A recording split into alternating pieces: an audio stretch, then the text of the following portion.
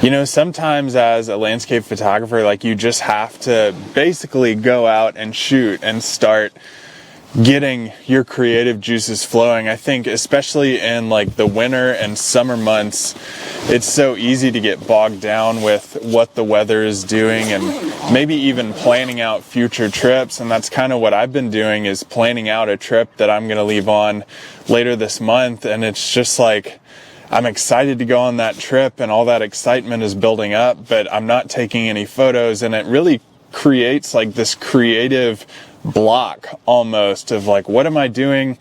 And also, if you do shoot landscapes, or if you do shoot any type of photos really, and you're doing it professionally, you kind of get into this rut and fall into this trap of like, well, I got to do my taxes, I got to keep, social media going, I have all this computer work and things like that to do, but I'm not really going out and shooting. And for me, I've been stuck behind my computer for so long now, probably 2 months straight now, without really doing any types of shooting, that sometimes you just have to go out and shoot, and you just have to get out. And today, I'm at a familiar spot that I come to, but predominantly what I wanted to do was come out here at a different time of day, but also come out here and try to shoot like different types of photos, not really planning anything, not really worrying about the weather or anything like that. We have some wispy clouds and high winds today, really not great photographic weather, but I took some photos on the way up here because this is a drive I typically make before sunrise, and it was good to see it in the day. I got some, contrasty shots of like some farmland, but I think today is going to be good. I'm going to try to do some different creative photos with long exposures since we have some high wind and we're out on some open water. So really excited to see what today brings.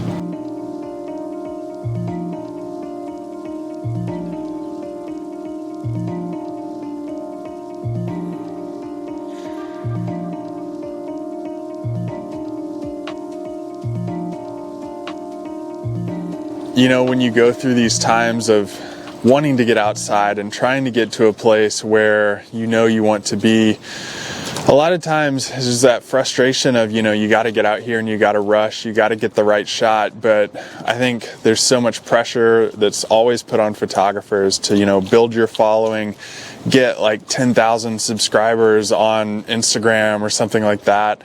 Really, that's kind of like a vain attempt. And, situations like today, am I going to get a good shot? Maybe, I don't know. Long exposures are cool. There's some eagles around in this area that I might catch a glimpse of, but predominantly, I just needed to get out here, feel the wind on my skin. I needed to hear the birds that are chirping around me. I needed to hear the water hitting the cypress trees and just kind of like see the light dancing around the landscape. It's been so long. I've been stuck inside. It's been rainy and gloomy.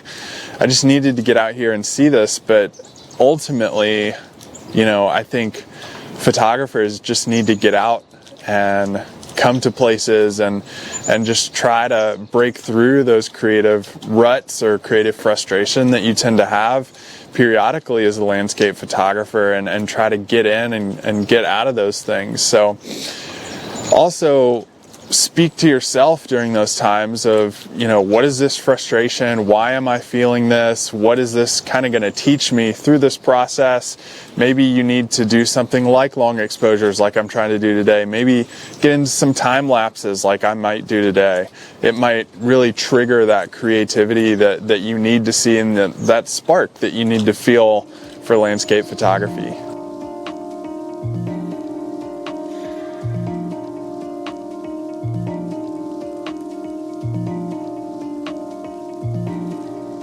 So basically what I'm doing now is just testing out some time lapses here in this location, and since the clouds overhead are moving really fast, the water's kind of just dancing around all these trees, it's pretty easy to see like where the movement's going to be within the frame. So basically what I have here is I have a 70-200 set up on a tripod.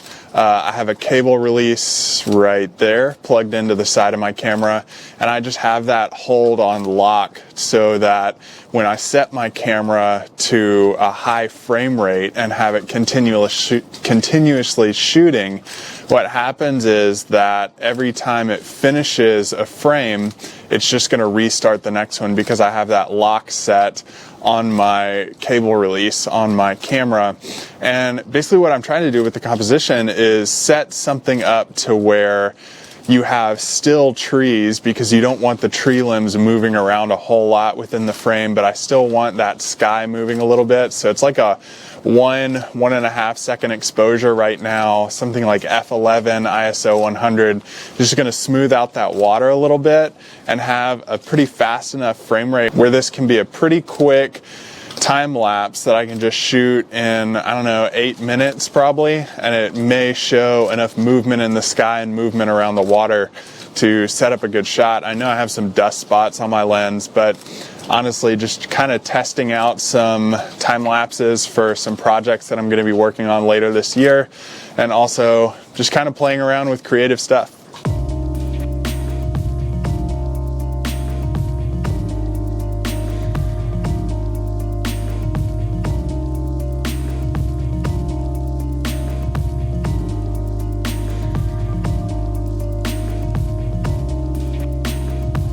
So I've kind of been striking out all morning down here and just hoping to get something that's really going to catch my eye and spark my creativity, and I found it just right behind me. There's like this flooded area right here where you have all these dead leaves from fall, but one of the goals in landscape photography is really like, how do you take a three-dimensional object that's in front of you and transport it to a two-dimensional space, which is the print or the screen in which you're looking at the photo on. And this back here is a great way to do it, because you have these like secluded leaves that have been preserved by this flooded water, but the water creates that depth, it creates that three-dimensional space that you can look through and kind of envision stacked layers on top of, because under it you have the fronds that have fallen off from the fall from these cypress trees that are all around. So you have like a really bright lit leaf sitting on top of these darker fronds that have like been underwater a little bit longer than them, and it's just this layering of depth within the water. And using a circular polarizer on a 70-200 lets you cut through the glare of that water, photograph this leaf just like prominently, maybe in a 1-to-1 ratio when you finish this print off or wanted to print it out in that ratio. And I think it just does a really good job of not only creating that three-dimensional depth in an image, but also creating contrast in light and in texture and in patterns. So this like image is kind of what I was hoping to get, even though I had no idea or couldn't envision what I wanted to get in the first place.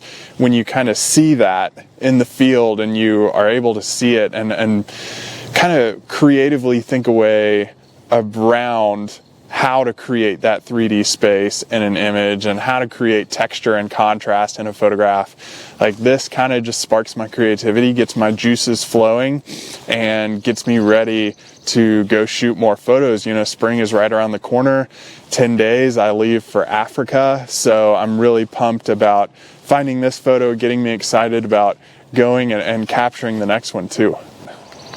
Found these dogs along the way, or I guess they found me. Not really sure whose they belong to, but pretty cool pups to shoot with. They seem pretty docile, so good to find friends along the trail.